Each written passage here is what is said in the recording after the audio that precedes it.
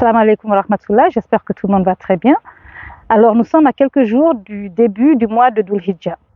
Le début du mois de Dhul Hijjah, c'est le mois du pèlerinage.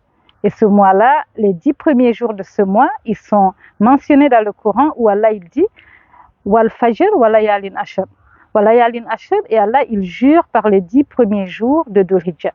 Ces 10 premiers jours, selon les savants, sont les jours les plus importants de toute l'année. Comme nous savons, les mois du Ramadan, les 10 dernières nuits du Ramadan sont les nuits les plus importantes de l'année. Alors, l'équivalent de cela en termes de jours sont les 10 premiers jours du mois de Dhul Hijjah. Et certains savants ont dit que les 10 premiers jours du mois de Dhul Hijjah sont sacrés et sont importants à la fois les jours et les nuits.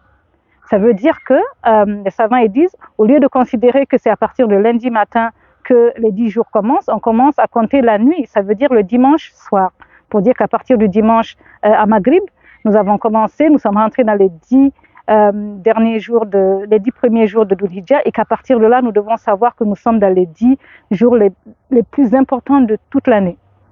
Pourquoi ces jours ils sont importants? Parce qu'Allah les a mentionnés, et le prophète sallallahu alayhi wa sallam nous en a parlé dans les hadiths. Il a dit que les meilleurs jours de toute l'année, ce sont ces jours-là, et le prophète il a confirmé ça, et le Coran a mentionné ça. Alors pourquoi c'est important pour nous de nous rappeler mutuellement de faire du bien, beaucoup de bien pendant ces 10 jours-là?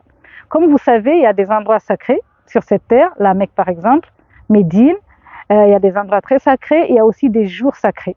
Et tout ce qui est sacré, pendant cette période, par exemple les jours sacrés, pendant cette période qu'Allah a spécifiée, toutes les bonnes œuvres que nous ferons sont multipliées et démultipliées. Donc c'est une grosse opportunité qu'Allah Azzawajal nous donne de multiplier nos récompenses. Allah, il est de tout généreux, il nous donne toujours des bons deals, des bonnes opportunités de multiplier le peu d'efforts que nous faisons. Voilà. Donc, c'est très important pour nous de nous assurer que nous ne perdons pas cette opportunité que Allah nous donne de faire du bien. Alors, qu'est-ce qu'il faut faire? Qu'est-ce qu'il faut privilégier? Il y a beaucoup de choses que nous pouvons faire, mais toujours la base de tout, c'est la prière. La prière, encore et toujours la prière. Le prophète sallallahu alayhi wa sallam, il a toujours ramené les choses à la prière du musulman. Notre prière, elle doit être impeccable autant que possible. On doit continuer à chercher à vraiment rendre notre prière excellente, à la fois par rapport à l'heure de la prière. On doit prier dès que la prière entre, et également la qualité de notre prière. C'est un grand problème parce que parfois on prie, mais la qualité de la prière n'y est pas.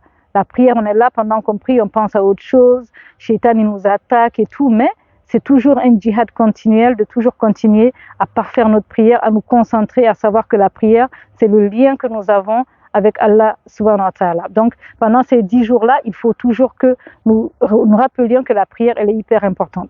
Si on négligeait un peu la prière, c'est le moment vraiment pendant ces 10 jours-là de vraiment nous assurer qu'on a vraiment compris que pendant cette période, et bien sûr la période après, mais surtout pendant cette période, on ne va pas badiner, on ne va pas blaguer avec notre prière. Ça, c'est un. Également, on peut faire le jeûne, on peut jeûner. On peut jeûner pendant tous les 9 premiers jours, parce que le 10e jour, c'est le jour de la fête, et on ne doit pas jeûner le jour de la fête, mais pendant les 9 premiers jours, on peut jeûner. Particulièrement le 9e jour, c'est le jour de Arafat. Ce jour-là, il est fortement conseillé de faire le jeûne, et c'est le jour où les pèlerins seront à la Mecque, au mont de Arafat, en train d'implorer Allah subhanahu wa ta'ala de leur donner ce qu'ils souhaitent, de les protéger, de leur accorder Jannah. Et c'est le jour où nous, qui ne sommes pas allés au pèlerinage, il est conseillé que nous fassions de cette journée-là une journée de jeûne. Après le jeûne, on peut aussi faire la sadaqa. On peut donner de la charité. Et cette charité, elle sera encore démultipliée par la générosité d'Allah subhanahu wa ta'ala. Il va multiplier et démultiplier les récompenses de ces sadaqas que nous pourrions donner. Le Coran, c'est bien de lire le Coran, à la fois le matin et le soir, autant que possible, se lire avec le livre d'Allah subhanahu wa ta'ala, essayant de lire le Coran au maximum. Faire du zikr, les 4 particuliers qui ont été mentionnés, Subhanallah, Alhamdulillah, La ilaha illallah, Allahu Akbar. Ces zikrs-là, il faut les dire et les réciter autant que possible. Il faut avoir un bon comportement, essayer d'être très gentil, très généreux, être honnête, vraiment s'encourager mutuellement à faire du bien. Tout le bien qu'on fait et qu'on encourage les autres à faire, tout ça, ce sont des opportunités énormes de hasanat, de récompense.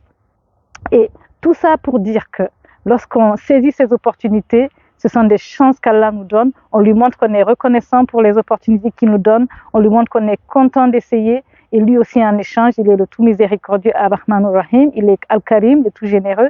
Il va nous donner nos récompenses. Et savoir aussi que par rapport à nos parents qui sont décédés, voici vraiment une manière de leur faire du bien. Parce qu'ils sont dans leur tombe. Pour eux, le livre est fermé. Mais pourtant, on peut aussi continuer à leur donner ces récompenses à travers le bien que nous faisons. Si vous voyez aujourd'hui que beaucoup de personnes, y compris moi, on est devenus très motivés à s'encourager mutuellement à faire du bien, à essayer de rappeler aux frères et aux sœurs ce qui est bien, c'est qu'Allah il aime, etc. C'est aussi parce qu'on sait que nos parents ont besoin de nos récompenses. Nos parents ont besoin de tout ce qu'on fait de bien parce qu'à la fin, on est ici grâce à eux. Donc pensons à nous-mêmes, c'est vrai, on veut qu'Allah nous donne Al-Jannah, et pensons aussi à nos parents qui ont besoin de nos bonnes œuvres, de nos bonnes actions. Et sachant qu'il n'est jamais trop tard pour bien faire. Même si les années précédentes, on n'a jamais pris ce mois-ci en considération, on n'a jamais essayé de faire le jeûne, on n'a jamais essayé de lire le Coran un peu plus, cette année peut être l'année où on peut commencer. Et cette année, on est ici, on a l'opportunité, alors que beaucoup sont partis, ils ne peuvent plus avoir cette opportunité. Et pourtant, Allah nous a donné cette opportunité. Donc, saisissons-la, sachant qu'il n'est jamais trop tard pour bien commencer, pour bien faire les choses. Et en conclusion, sachant que cette vie ne mérite pas et ne méritera jamais qu'on perde Al-Jannah, le paradis. Assalamu alaikum wa rahmatullah wa barakatuh.